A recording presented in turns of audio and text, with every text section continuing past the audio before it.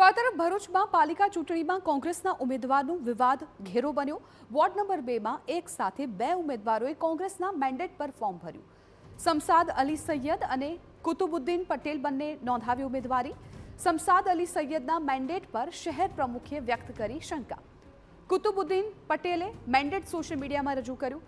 શમસાદ અલી સૈયદ તરફથી હજુ કોઈ પ્રતિક્રિયા નથી આવી। તપાસ કરી સાચો ઉમેદવાર જાહેર કરવાનું શહેર પ્રમુખનું નિવેદન।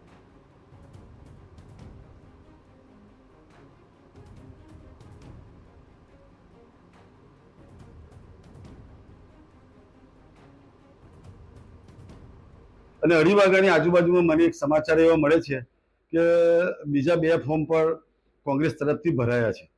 હવે ખરેખર નિયમ મુજબ એક વોર્ડમાં 4 મેન્ડેટ હોય છે, તો એક જ પક્ષના અંદરથી એક વોર્ડમાં 6 મેન્ડેટ જો રજૂ થયા હોય તો એ શકના દાયરામાં છે।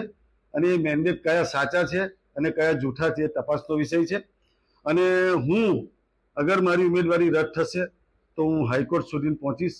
કોંગ્રેસનો ઓફિશિયલી ઉમેદવાર જે અમે ડિક્લેર કરેલો છે તે જ છે।